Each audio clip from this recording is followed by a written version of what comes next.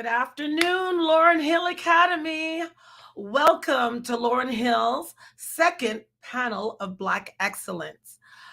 I want to start talking and say so many things to you, but we have five phenomenal panelists, and I'm not going to waste any time. I'm going to start with the introductions right away. So I hope you enjoy today's show and the stories that our panelists will be telling you.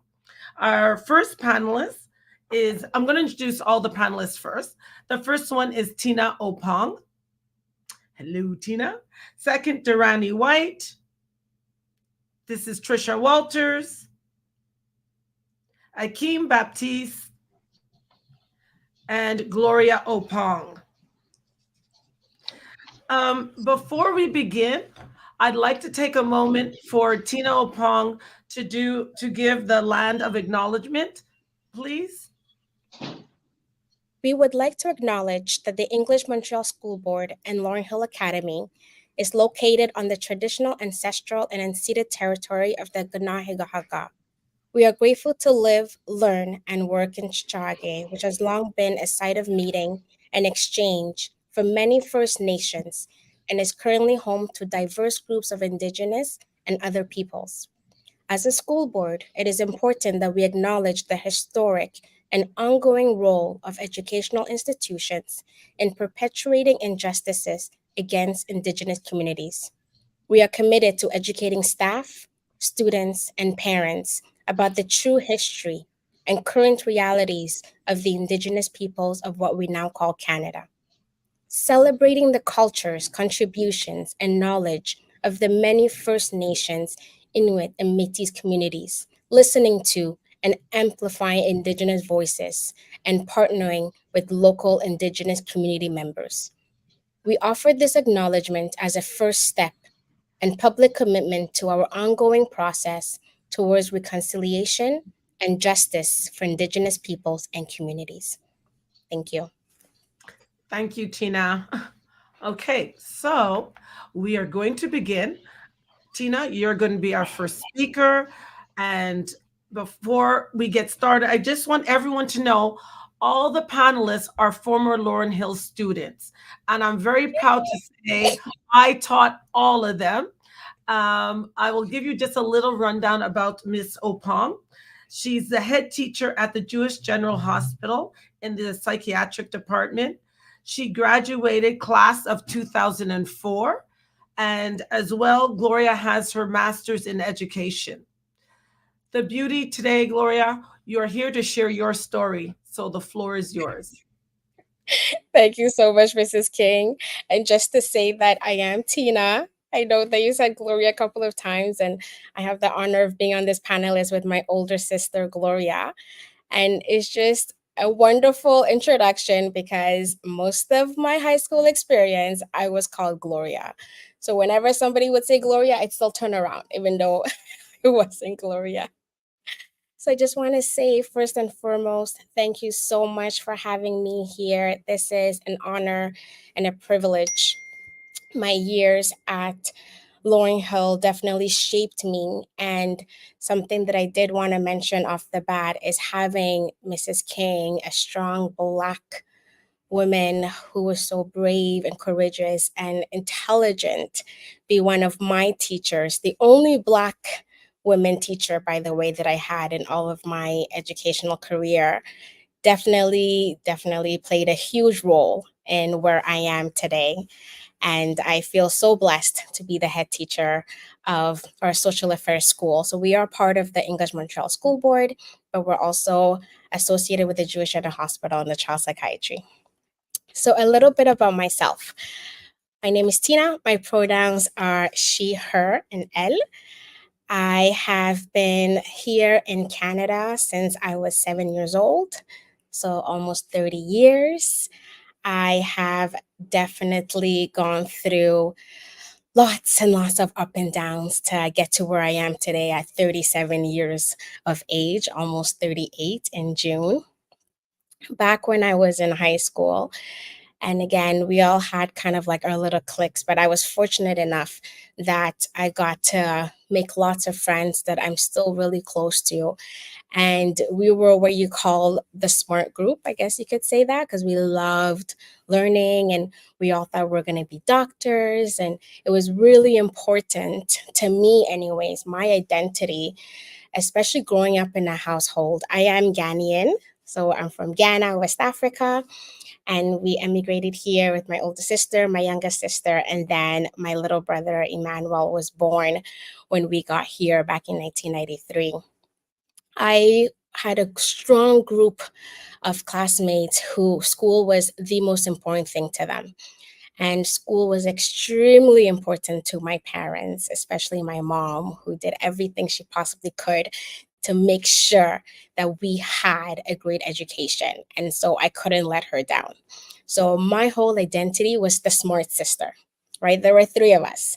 So Gloria was kind of the second mother. She would take care of everybody. I was the smart one. And my younger sister, Juliet, who's only a year younger, also extremely intelligent, all of them, by the way, but she was more the baby and she got her way and she could, do no wrong. And then the only boy of the family, of course, could basically get away with anything, even though he didn't think that he had it so easy. And so for me, school was everything. And something that definitely shaped me was that when we started our education career, we had to go to a French school for 2 years because we didn't have the English eligibility yet. And it was extremely difficult those first couple of years that we were here. So in grade two and grade three, unfortunately, I dealt with a lot of racism and a lot of negative just experiences. And I had to decide whether I was going to let that define me or not. And as an Opong, we made sure that no, we are going to prove every single person wrong who's ever said that we can't do it, or we're not good enough, or we're not smart enough. And so, fortunately, we were able to shift to an English school, and that opened all the doors. So, I was always at the top of my class. I wanted to do better. I wanted to really, really show my parents that their sacrifices actually had merit and that I could be successful. So for me, I made it my goal to make sure that I would achieve in school, that I whatever it is that I put my mind to, that I would be the best that I possibly could be. And so, funny enough, I thought for sure that I was going to end up in health. Well, I did health sciences at Vanier. And then I thought the next natural path as an immigrant trying to make their parents proud, that I would become a doctor and maybe go to med school. And I'll never forget one day I was sitting in organic chemistry class and I called my mom and I said, I hate this. It's so boring. I don't want to do this for the rest of my life. And I really, really think that I'm meant to be a teacher. And I thought I was going to be disappointing her because I've always heard like you're smart, you go to health science, you go into some sort of field that is more prestigious. And she was so relieved and so happy that I wanted to become an educator because something that she's always said, Tina, education is the most important thing. And actually giving that to another person, you touch so many lives because when they are educated, then their family also has a better chance. And I was fortunate enough that she was part of a school that she started in Ghana, West Africa. And so I taught there for a few years before I finished my degree. And once I started teaching, I was so fortunate that I taught in the English Montreal School Board, which was always my school board before we were the Protestant school board. Then we switched to become EMSB. And so 15 years later, I'm here as the head teacher of a social affairs school with the English Montreal School Board. And there have been so many things that could have kept me from achieving my goal of being the best, right? Like, no matter what, I needed to decide with every single adversity, with everything that was thrown my way, that I would not let it keep me down. For example, even this current job, I started as a teacher here. And there were moments when I was blatantly told, well, we don't really have Black people who work here. You're kind of the first Black teacher, so we're taking a chance on you, and you better not let us down. Or even being told that, oh, you're not kosher, okay, well, you can't put your food in the fridge. Whereas the white Greek woman who wasn't kosher could leave her food in the fridge. So unfortunately, these situations taught me once again that I have to stand up for myself. I need to be able to, yes, be respectful and yes, be safe, but not let others dim my light or push me down or make me feel inferior.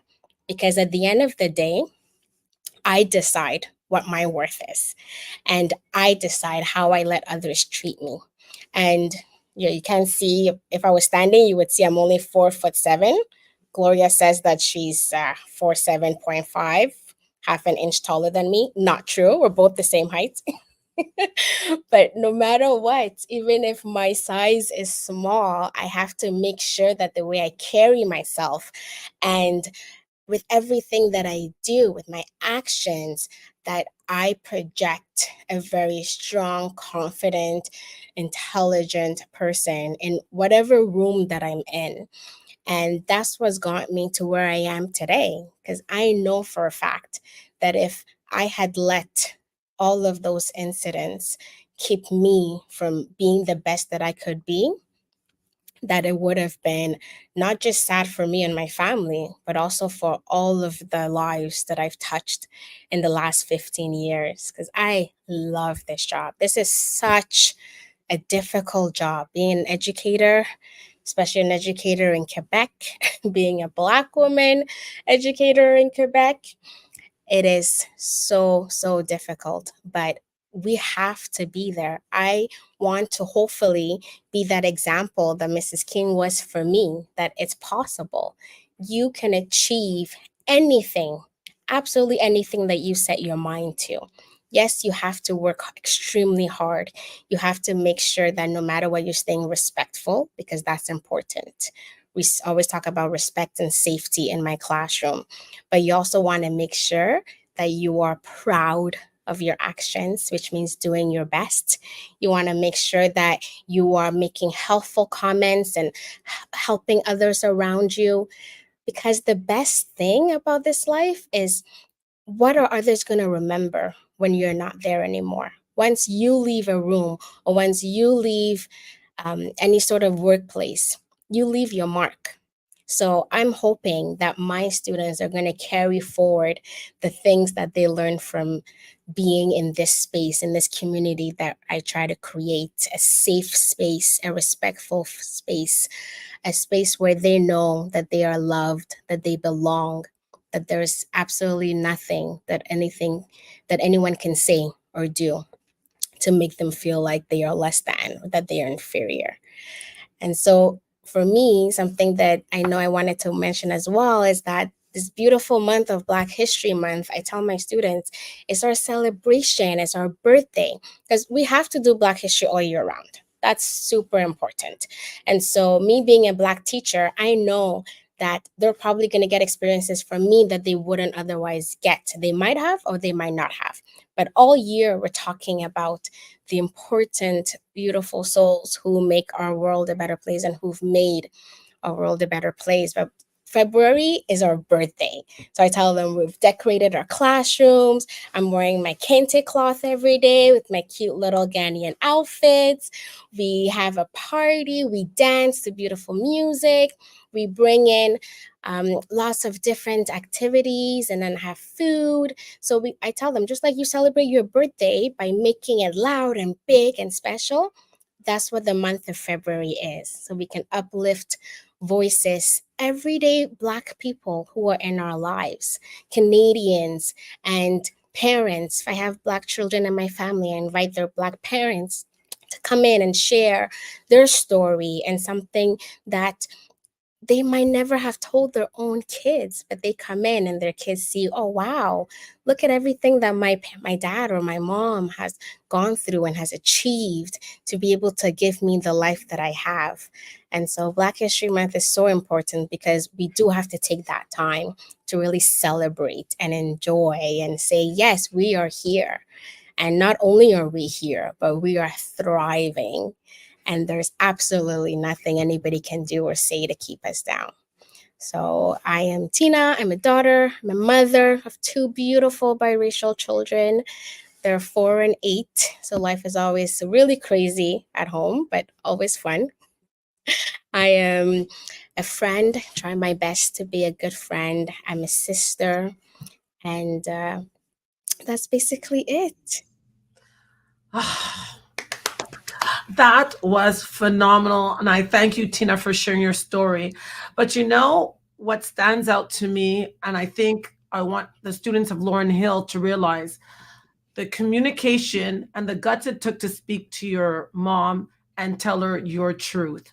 At the end of the day, that's what we all have is our truth. And our parents are going to be proud of us no matter what. But the courage to say, Mom, I don't want to do this anymore. How did you feel and her reaction? Did she still love you? Absolutely. And she was thrilled. She was absolutely thrilled that she was going to have an educator in the family who was hopefully going to come back and teach some kids in Ghana. So for her, it was wonderful news, but I was terrified that she wouldn't be proud. And parents really do want what's best for you and they love you no matter what. So we have to remember that. Thank you, Tina. And I am sorry for calling you Gloria. And I kept saying Gloria because Gloria has been around forever, but they all are 4'8" or 4'7.5. What do you say? It's hilarious. But I'm gonna move on to our next guest, our next panelist. Thank you again, Tina. The next speaker is Durrani White. Hi, Durrani. Durrani is a former Lauren Hill graduate as well. I believe it was class 2005. Am I correct? Correct. It's Yep. class 2005. And Durrani, I'm going to let you introduce yourself and because I could keep talking as you can see. So, Durrani, the floor is all yours.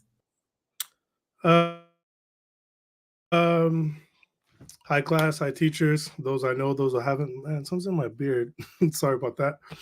Um, to get the ball rolling, I just want to be very transparent. I've never been great at public speaking. It's never been a thing of mine because I feel like I really do speak honestly. It rolls straight out of my head. It's kind of blunt, but I do tell the truth, I find. So if I may be crossing any lines, feel free to call me out. But I would like to be very transparent because I know that on the other side of this call, there's definitely someone that may be living certain circumstances or situations that I did growing up, and I would really want this to resonate with these people as well as the other people in the room that would be able to kind of sympathize and understand what some of your classmates or colleagues are going through. So to get started, um, my name is Durrani White. I carry many titles throughout my life. I like to be known as just an OG, as we call in rougher neighborhoods. Just someone who you can lean on and kind of get experience from and get a good grasp of kind of how to navigate through challenges. So my story starts. I'm a Saint Laurent native, of course. My story starts at Parkdale, where I went to elementary school. Shout out to everybody that went to Parkdale. I know it's a feeder school. If it still exists, I haven't checked in a minute. But I started at Parkdale, and I met great people there. Had a great time.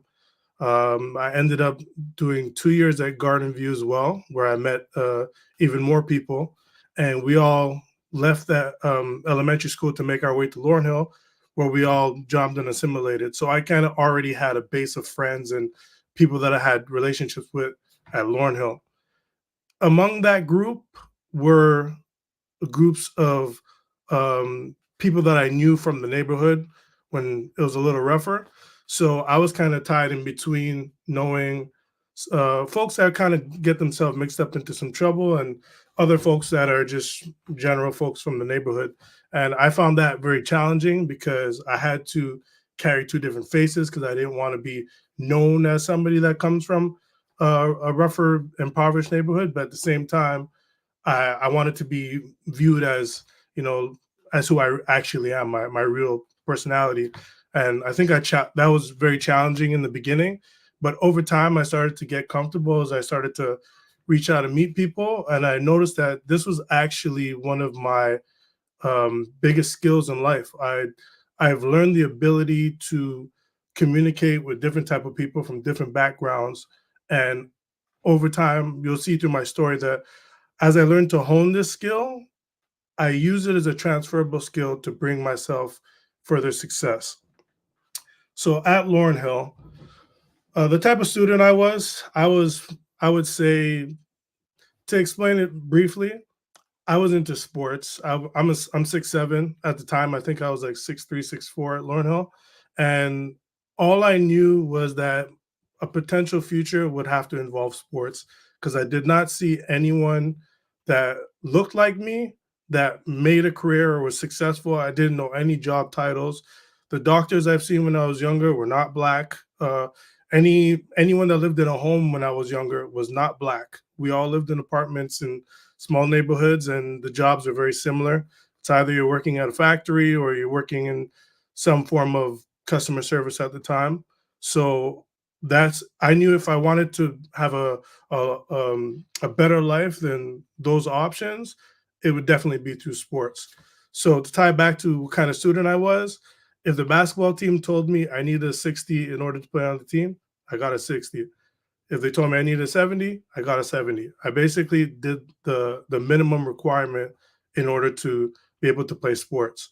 Now, in the future, I learned that I did have a greater passion for schooling. I just had to find what I was most interested in. And eventually, rest in peace, Mr. Hackett, I fell onto his class, and that completely changed my outlook on education. And Mr. Hackett is a very important part of my time at LaurenHill. Dang, I'm about to tear up. Is a very important part of my time at LaurenHill because he basically challenged me indirectly in a very wise way to tell me that I can do better. And I really didn't see myself getting more than that 60, 70. And for the first time, I ended up getting an 87 in this class, which to me was like, okay, so if you push yourself, you can actually like achieve something. So oddly enough, actually kind of embarrassing to say, I needed that 87 to get into CJEP to play football in CJEP. Now, I was a dual sport athlete, so I played basketball and football coming out of LaurenHill. And when you get to CJEP, it's kind of unheard of. You usually have to pick one or the other. Fortunately, they allowed me to play both. In my first year in CJEP, uh, I went through a lot of difficulties because I just felt like I wasn't good enough because I was surrounded by incredible athletes. I was no longer the most athletic person out there. So I feel like I felt like I wasn't gonna make it, and that really stressed me out and put me into survival mode. And that survival mode is another skill with trauma slash skill that I think taught me how to be resilient, how to work your way through difficult times. So getting into CJEP, my first year, I was in social science. I was grade A student after that 87. I did pretty well moving forward, but my sporting career started to stress me out because my first year I sat on the bench, never made it onto the field unless it was like we're like a dead game where we're getting blown out and they're just offering minutes. And my second year, I actually started to excel, and I had to challenge myself to put my ego down and understand that what I bring to the table needs to be bigger than what's good for me, but what's good for the team. And learning how to play within the team concept and how to work around strategies and find how I can uh, kind of implement myself into a strategy is another life skill that I picked up. And to this day, it still works for me. So I finished my second year and I went in as a quarterback. I ended up switching over to wide receiver because my size and athleticism, and we had a good cast of quarterbacks. That ended up putting me in a position where I had an opportunity to excel because there was no one else that had my frame on the field. Going into my third year, I went from being on the bench to being a participant to now I'm on the verge of Team Canada.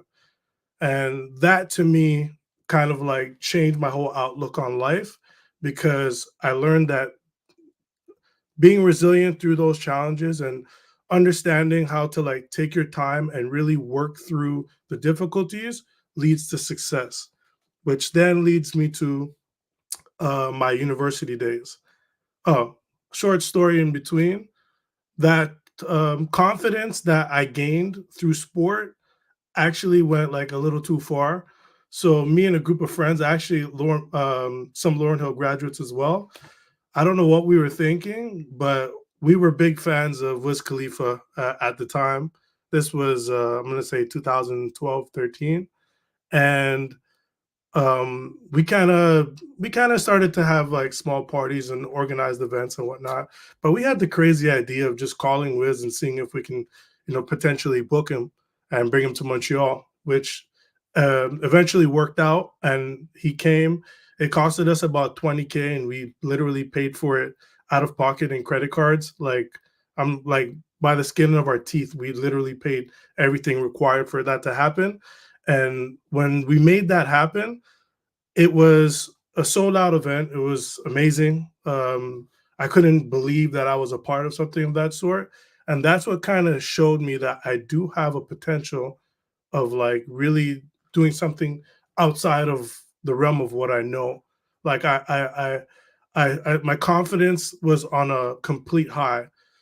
Now heading into university, I ended up going into education. I was trying to become a teacher. The words of Miss Ewing really stuck with me. That was a former teacher at LaurenHill. I don't believe she's still there anymore. But the words of Miss Ewing really stuck with me. She literally told me there is a lack of black teachers in the school system, and that if you don't know what route you want to go, just consider it. And I really didn't know what I wanted to become, but I knew that I definitely wanted to break a mold if I was going to find a career for myself. And I pursued that educational career. That didn't work out for me. After a couple years in university, I was playing football at the time. I wasn't allowed to play both in university. I ended up getting sick, so I had to drop out. Uh, I had blood clotting issues, which is very rare for my age, and it was potentially fatal. So I decided to call it a career. That was really challenging. It put me through depression because again, the only thing I thought would actually um, take me to the next level was a sporting career, and now my body and life is telling me that that's not going to happen. That won't be possible. So eventually, after a few years, I got into the job force, and I just tried to apply everything I learned over the years to how I view a job, no matter what the job was. So I ended up getting a call center customer service job, and I put my 150% into it. And a lot of people, I'm on the job, a lot of people were making fun of me, telling me I'm working too hard, like I don't get paid enough. But I knew that I was going to make it out of there. And the only way is by picking up as much skills as I can and finding a way for me to fit into the system at that job. And I eventually moved up quickly into a managerial role. And again, the people that were sitting around me making fun of me were kind of like jealous of me at the time.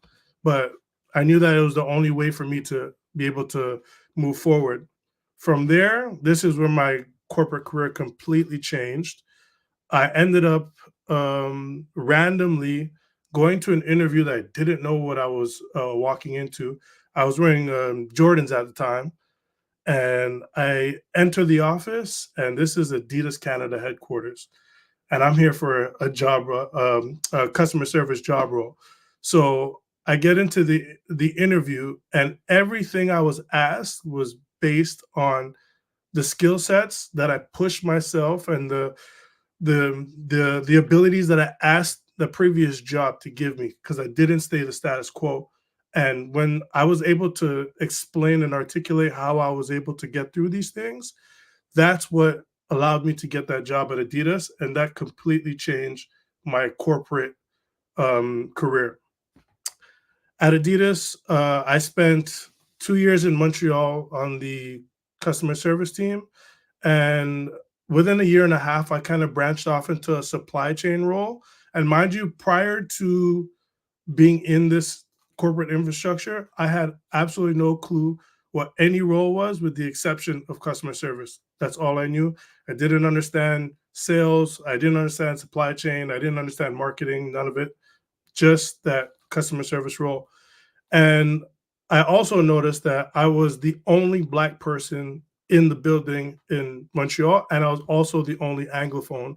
So I saw myself already starting from behind, and my entire passion was towards breaking barriers and becoming the first at doing something. So I then moved to Toronto, and while I was in Toronto, I learned what the sales roles were, and I kind of gunned for the Montreal sales role to sell originals. At the time, Kanye was still sane, and the product that he was selling was very hot in the market. So I wanted to be the face of that in Montreal. I definitely wouldn't do that at this time. Uh, Yeah. So basically, what ended up happening is I applied for multiple sales jobs, and I was being shut down, refused. And I remember one comment that will stick with me forever is when a colleague that I was looking up to as a mentor told me the job that she left behind, and she was a white French Canadian lady. The job that she left behind, she said that the person that was hired into that role, after being aware that I was applying for it and advocating for me, she said he's a perfect fit because he's just like me. And to her, it may have came off as a very like a very calm, a soft comment. But to me, all that really told me was, you're not like me, so it's probably not going to work out. This boiled my blood and make me work even harder and make me double down and be in the faces of everyone that's a decision maker. Because if I was not going to get that role, I wanted them to know that they're intentionally not giving me that role. I wanted to make it so that they had no opportunity but to give me the role. I reapplied for the job the next time it opened up, which was about a year later, and they shut me down again. But being aware that they shut me down twice, and they straight some of them, the execs straight up told me they were aware that I should have uh, landed that job, so they're going to keep me on the radar. They ended up creating a completely new role to me, and that was a blessing in disguise because I was really upset at the fact that I didn't get what I wanted, but what ended up falling on my plate was even better. So I ended up getting a sales role that had a digital component to it. So it was a hybrid role, something brand new to the market. Ms. King? Hi, keep going. I'm just listening with you. Yeah. So I had sales role that was new to the industry, and I ended up excelling in it. And within 2 years, I took that small pocket of business and I multiplied it, and it ended up being about, it was started off at about 180,000, and I multiplied it to 3 million, and that was like a record for the company. So from that job, I kind of realized that I can actually hang in this corporate world, even though I'm alone. I really hated the fact that there was no one I can look forward to try and get some form of guidance. Well, at least folks that look like me. So I kind of had to create my own path, and in doing so, I eventually left Adidas, and with the technical um, with the technical education that I picked up in the last role from pushing and stretching myself, now I've ended up in the tech world where I'm working for a consulting firm that as a Salesforce consultant, which is shocking to me because with my background as a 60s, 70s type of student, I'm now working with people that have their MBAs and their degrees in computer science. And it's not a future that I saw for myself, but it's one that I created for myself by fighting through and dealing with the challenges of the corporate world. I, Thank I you. just I just have to say, Durrani, phenomenal, because being a teacher at LaurenHill forever and knowing you, knowing the athletic ability, and knowing we have so many athletes watching right now, you prove the point. You're not just an athlete, you are your creator of whoever you need to be. You don't know what's going to happen if, like, unfortunately, you got sick and then the sport aspect stopped. But before that, you saw that you could do anything. The sky was the limit and you made it happen. You achieved it. And again, are there many people like you in your corporate world? No. And it in that sales role that I was speaking on that I wanted to apply to, there was about 40 people across Canada in that role and another 60 to 100 in the US. And I was the only black person that ended up being on that team. So to be able to break that mold, like it was really what I wanted to do with my life, and I'm happy to have done it. And as soon as I got past it, I killed it and I put it behind me because I remember they didn't want me to be there. I made my way, I made my mark, and now I'm on to bigger things. Oh, it's okay. Getting me excited.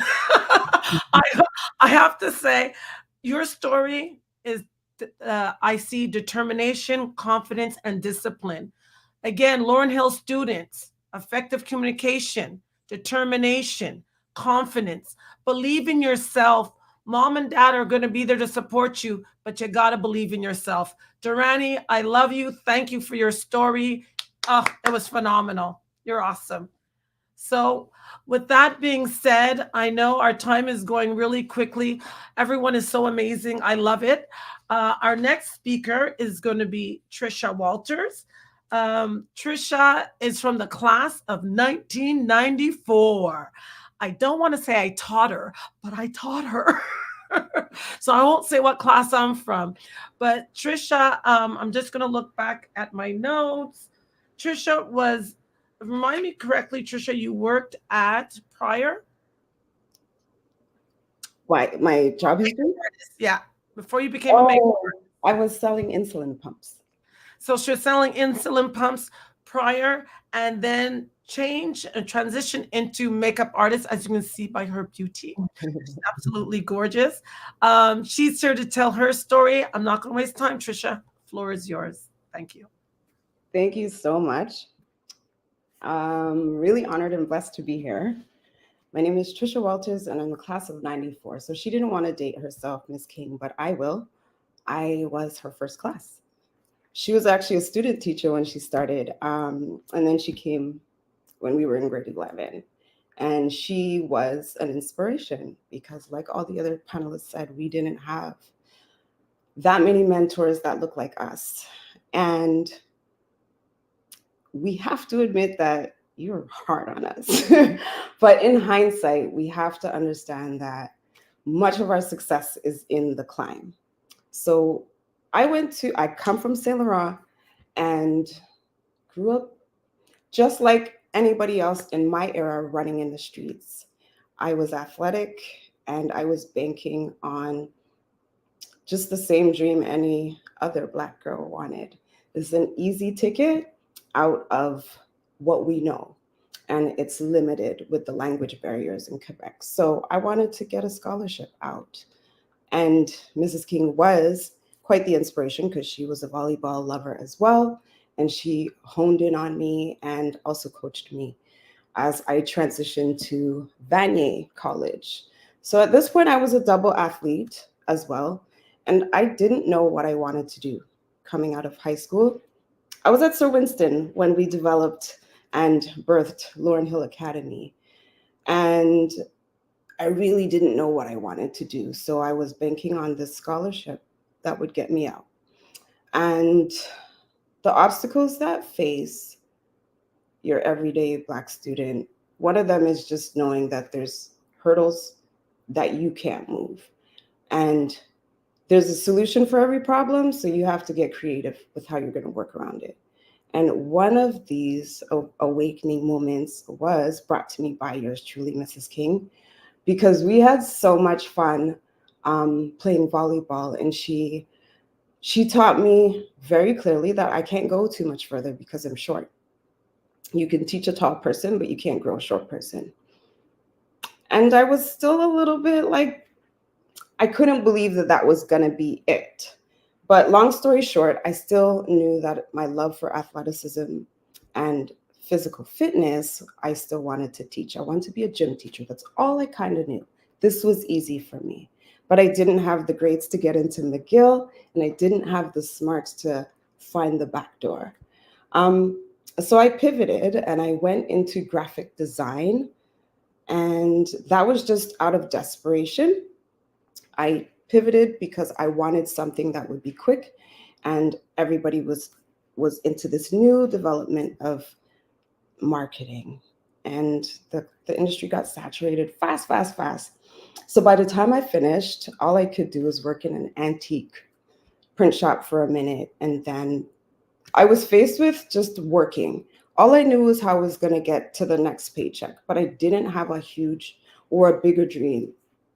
I was just trying to do better than I did last week.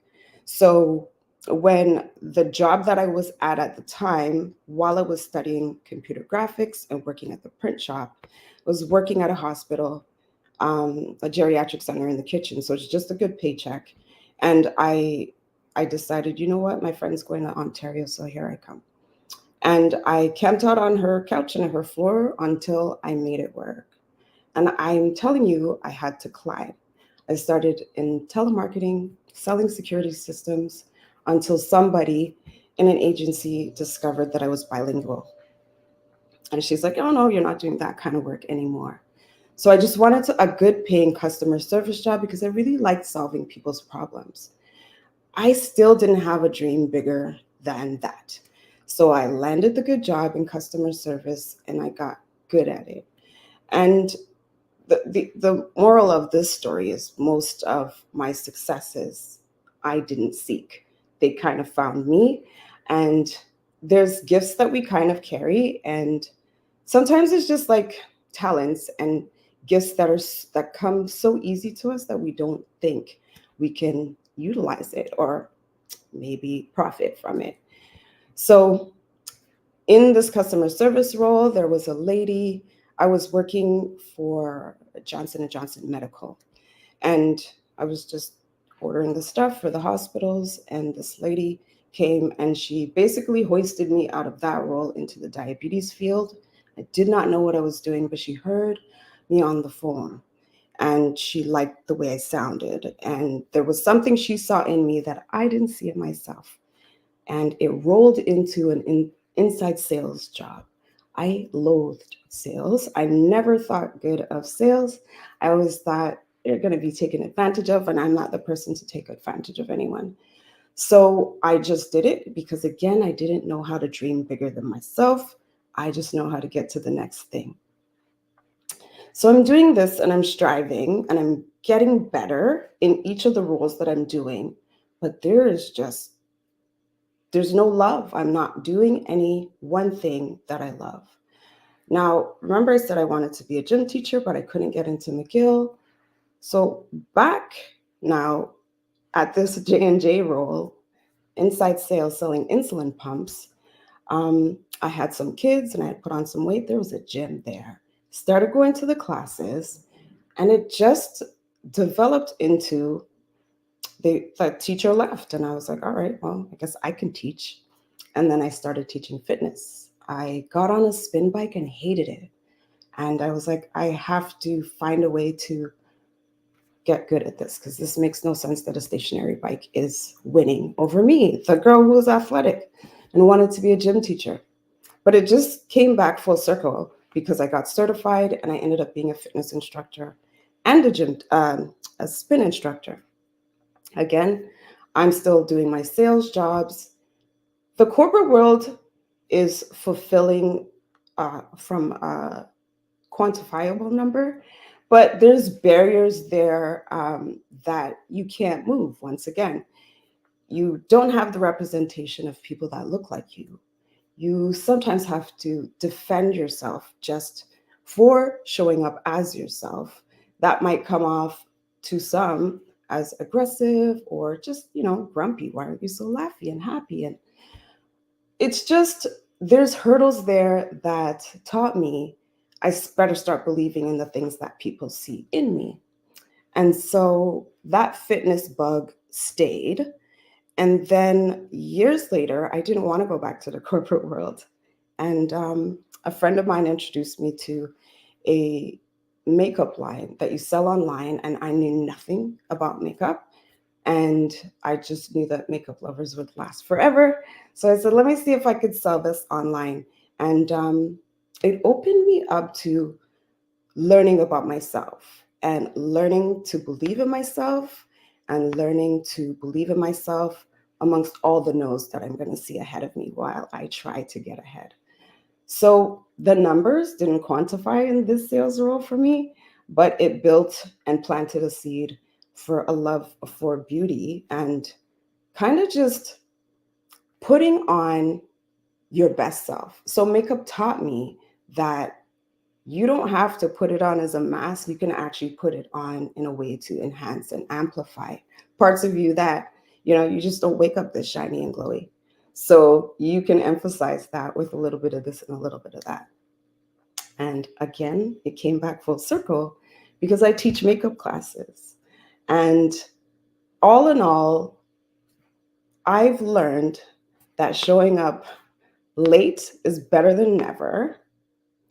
If I can tell you, like, to pack these things for your climb to success is to remember that the success is in the climb, because when you get to the top of the mountain, that's not where the party's at.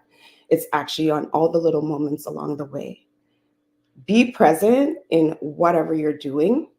And when you don't know why you're going to do something, just be patient. I tell my kids this all the time, like, do you know why you're doing that? And it means you have to be a little intentional. I've learned late that I should write my dreams. And every time I find little post-its that I wrote a little bit of what I wanted, I go back and I'm checking off the list. So I wish somebody had told me, write your dream and make it plain back when I was in LaurenHill. So I hope you can take that and know that the obstacles are a guarantee. Believing in yourself is a guaranteed ticket to get yourself over those obstacles. And you have to have faith in yourself and you have to have faith in your dreams. And you can have multiple dreams. So for me, there's so much more ahead that I did not perceive. So to go from customers working in a hospital to customer service to inside sales for well over a decade to selling insulin pumps to people with type 1 diabetes, only to make that turnover into me being a full-time entrepreneur, doing makeup and selling my abilities so that people can kind of learn to love themselves a little bit more and learn to love the ride. Oh, oh my gosh. You are an inspiration to many. Uh, I don't even know where to begin, but I love you. You're amazing. You're gonna have to teach Mama King how to do some of this makeup stuff, though. Whenever you're ready. I'm gonna have to. But when I listen to your story, what stands out in the words that come to my mind is passionate. Your passion was incredible. So passionate and believing in yourself. And that's something as teachers, and you are a teacher naturally. You said it from full circle. Everything you did, you were being a teacher, and you're still a teacher. Your presence amongst the people you work with or anything, you're always teaching, Trisha. And for that, we thank you. I thank you for what you taught the students at LaurenHill today. Uh, The story is phenomenal. And just remember, as she says, believe in yourself, be passionate. It's not getting to the top, it's the journey to it. And that's, to me, I loved it. Journey to success. Trisha, I thank you very much. I will be bringing out our next panelist. Our next panelist is Akeem Baptiste. And Akeem, let me make sure I have it right. Akeem is class of 2006. and That's he's right. and he's also an owner of Centre de Mécanique Baptiste. He's a mechanic with his own shop with one garage door and three vehicle lifts and three employees. Now that you're a busy man all the time because everyone needs a mechanic. Right. so he's, he's here to share his story. The floor is yours, Akeem. Thank you. Thank you, Miss King. First, I want to say, well, good afternoon, everybody. Hope all is well. Teachers, students, staff. Special shout out goes out to Miss King for doing this, Miss King. I admire how you just evolved as simply a gym teacher, and now you're really like bringing people together and really bridging the gap and bringing about awareness. I had the opportunity to bump into you twice within the last year, and we spoke a bit. You convinced me to be a part of it, so I'm happy I'm able to. My name is Akeem Batiste. I graduated in 2006. I was an average student academically. I was really into basketball growing up. My first year in grade 7 in LaurenHill, I actually got cut the last cut. I got replaced. I got replaced by my friend actually. That was a tough time. The ego was probably damaged a bit, but in life, as you guys will see, these are little speed bumps, we call them, little obstacles that doesn't define you. So you can either choose to stop playing basketball and be down on yourself, or just put in the work. The next 4 years in Laurenhill, 3 out of the 4 years I ended up playing and we ended up winning the championship. To be honest, I was pretty good. The last year in particular, we made it to the provincial championship where we ended up facing off against Go. We lost that game, but the experience was crazy. We were just a regular team, but we had a special gift. We were real determined to make it work. So after Laurenhill, I was a bit undecided on what I wanted to do. I refused to kind of go to CJEP in social science and just not know what to do and follow a lot of people that kind of just took that course just to take it. I refused to do that. I ended up picking an interest in cars, which I already knew I liked. At that time, I had just moved to the West Island, and I had applied at Laurier McDonald. That's a trade school all the way in the East End for the mechanic course that was starting in, let's say, September of that year. Funny thing, on my way back from just applying, I got off the bus and I noticed a billboard stating West Island Career Center right at my bus stop. I went home, I Googled it. They also was offering a mechanic course. However, their course was starting in November 1st. So I had a little bit of a gap in between September and November. I had a coworker where I was working at for my summer job, Le Chateau Warehouse, for my pops and my uncles. This coworker motivated me that I could probably save up some money to purchase a car. I didn't think much of it. I didn't even know if it was possible. I was only there 3 months. I highly thought it was possible to save up enough for a car. She told me, save your money, work every overtime, sacrifice a bit to obtain the better gain. I did just that. That summer, I didn't do much. Worked every overtime, missed out on annually summer events, Toronto Carnival, Labor Day in New York.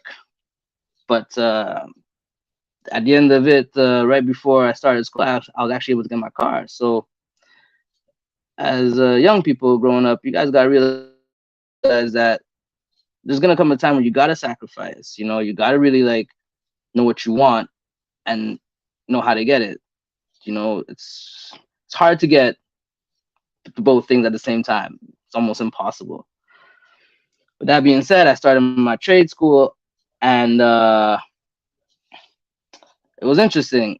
After my trade school, about 15 months, I got hired, where I spent about 6 years working in a garage. They taught me quite a bit of things, but still just scratching the surface, just learning the basics. You know, uh, in the beginning was hard. I can't lie. I had a couple of times where the first week actually, I'd always cut my fingers, and every time I cut my fingers, I'd run to the bathroom and put a band-aid. By the time like Wednesday, Thursday come, I had like 4 band-aids on one hand, and my mechanic teachers, my boss was saying, "Don't worry, your hands will get tough." Yeah, I'm not gonna put band-aids on them all the time now. Yeah, in the beginning things are tough. You know, the learning experience is real. I heard it from the previous talker. It's not really the end of the journey. It's all the little steps to get to the journey, what takes a toll at you, but you got to keep on going one day at a time. After that company ended up closing down, and I kind of ventured out on doing side jobs for like friends and families and customers. I would work all day, and then after work, go pick up their cars. I had access to a garage in Il Perot where I'd take their car there, fix it, and bring it back to them. Customers appreciate that service. So it was a nice service. You know, you get your car picked up and dropped off at a reasonable cost. You know, all this time I was actually like building myself. You know, like started doing more jobs independently, getting a bit more knowledge on certain things. As time went by, I got recruited to go work at this transmission shop. They had hired me. They were paying more, but they were also offering me like to know about transmission, the removal and installation of them, to actually work on eventually getting me to rebuild them. And most importantly, we had agreed on me being able to do side jobs after work hours. That was the agreement in order that I was coming. The first couple of months, like anything else, that was hard. The first day was hard. Took me all day to remove a transmission and put back in one, when now I could do that in 3 hours. So with practice, guys, things get better. What had happened is after a few months, I guess they had an issue with another worker that's overstayed the time, and then the following day they announced it, no more side jobs. I wasn't happy. I remember that day I saw one of my friends and I explained to him, I don't understand how they did that. You know, that was a whole agreement. So what happens is, guys, when things happen to you, you're forced to make a choice. You can either react negatively and just pout about it and just stay there, or actually make a change. So I ended up reaching out to a friend of mine. She was in the real estate business, and I told her I'm looking to rent a garage. She found me one, and right away, as I saw the link, I saw the potential in it. So I kind of just reached out for it. I went to go see the owner of the garage. I spoke with him, still not knowing how is it gonna happen. All I knew that rent was X amount of dollars per month. My first intention was to work there at night, kind of like the same I was doing before. But then I told myself, why would I give most of my day to a company when I could put that towards myself and maximize my own potential, my own business? And that's the leap I took. So I told the job I was leaving. They didn't believe me at first, but I don't play. I really make sure I say what I do and I do what I say. So just I remember starting up and it was quiet. The first couple months, quiet, guys. I remember sitting down, eating pizza, just really waiting for customers to come in. But that's part of the process, you know. Build, be there, just be there. Uh, a couple months after, the same company that I left, they came back and they made a great offer to me. It's crazy how sometimes we're so used to crawling back to our comfort zone. And at the time, I was almost considering going back to work with somebody, because now you went from getting paychecks weekly to maybe not getting a paycheck, maybe waiting to see. Right before I opened the shop, I also had to sacrifice a few things. I had gotten the car of the year, 2015, Jetta, but I remember giving the payments to my sister because I didn't want to start with no payments. I really wanted to minimize my expenses. So you do gotta, like I said, sacrifice on all levels. So about 6 months after, my old company came back and they made me an offer with better money. They wanted to buy me out. And I thought about it for a second. It sounded reassuring, but then I was almost feel disrespected because if I was to quit and everything I did now, I didn't even give myself the chance to succeed or the chance to even fail. I'm legit just starting it up, and because I'm fearful, I'm just gonna close it up and go back to what feels comfortable. So I said, nah, man, let me push through on this. At least give it some more time. You gotta give it some time, guys. And now things are a lot better.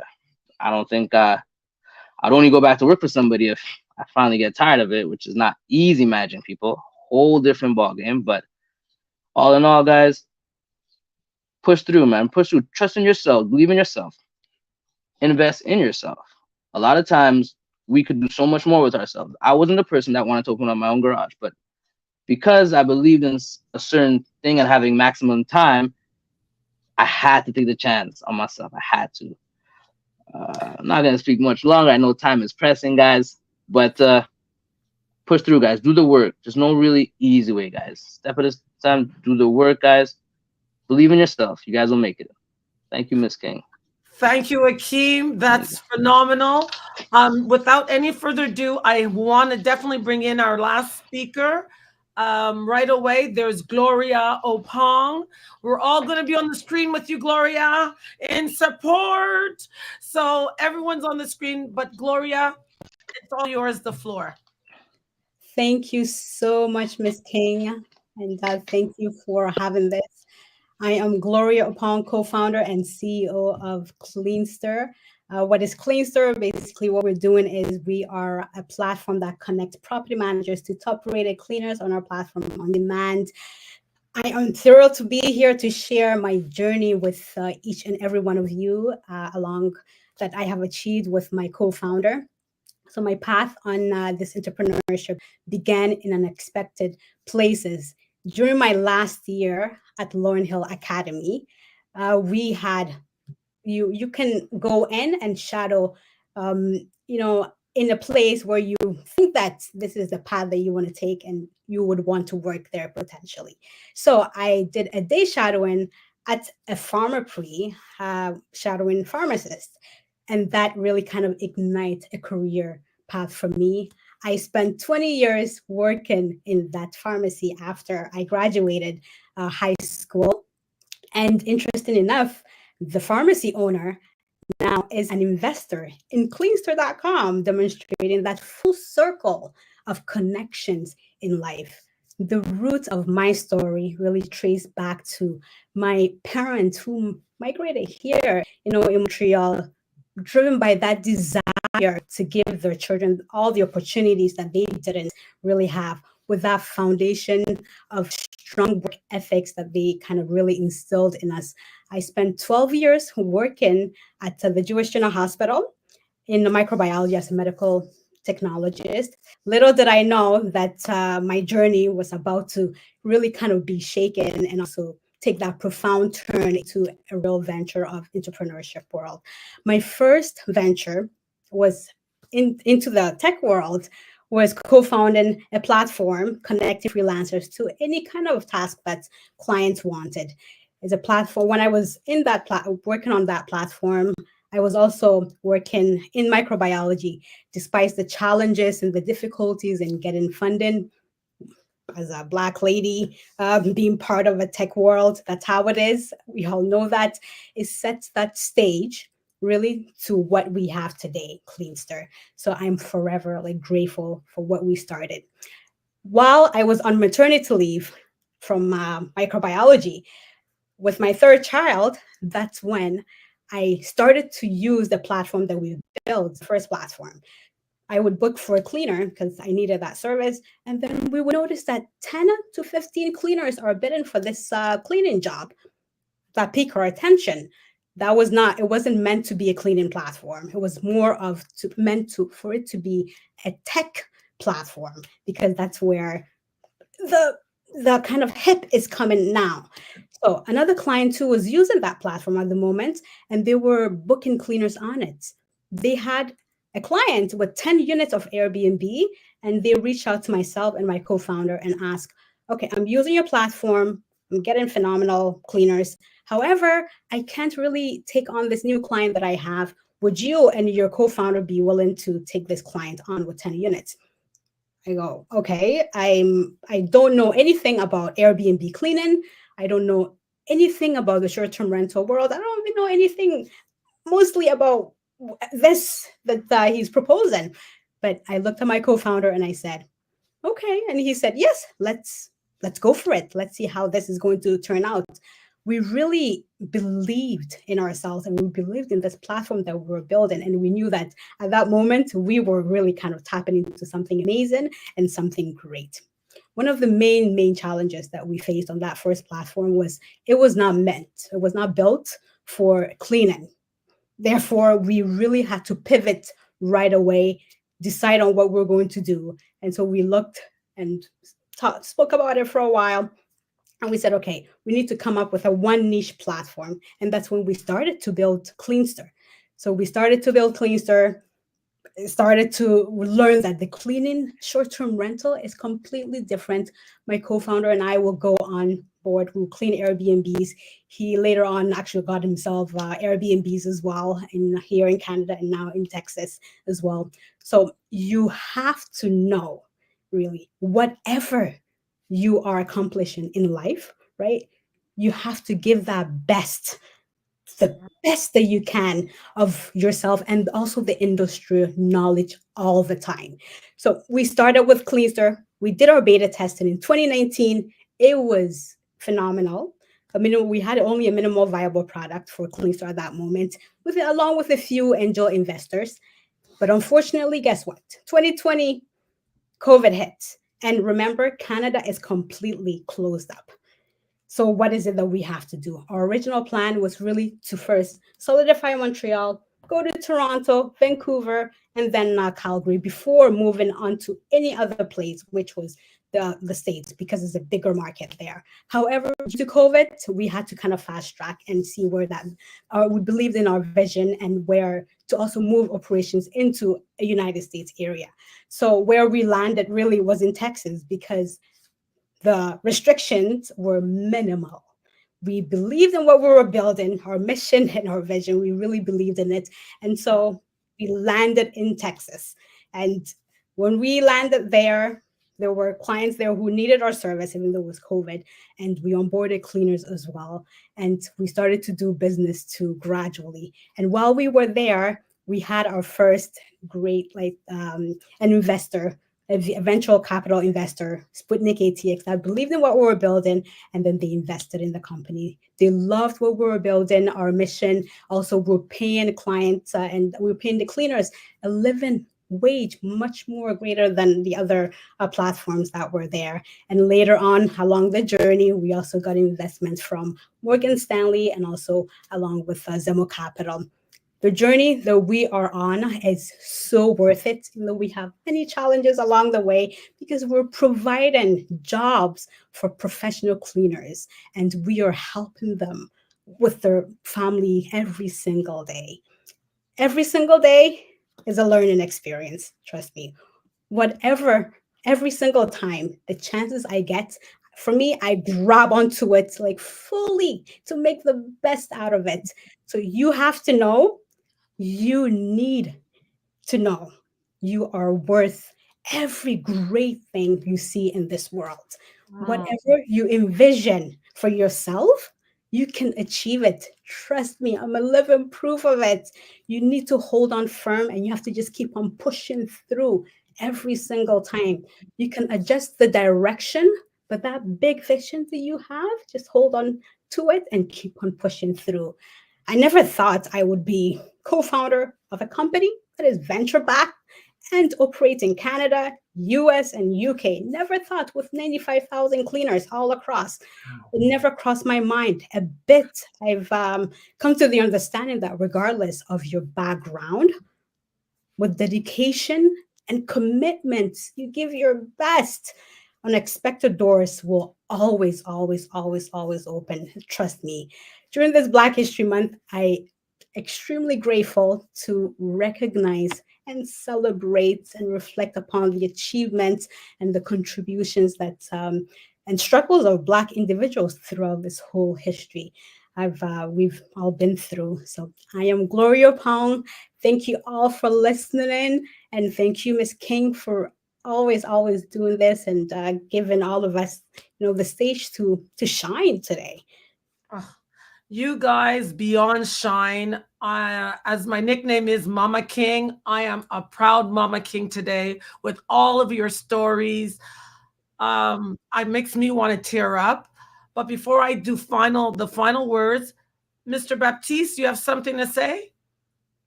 You're on mute. Perfect. I want to send a special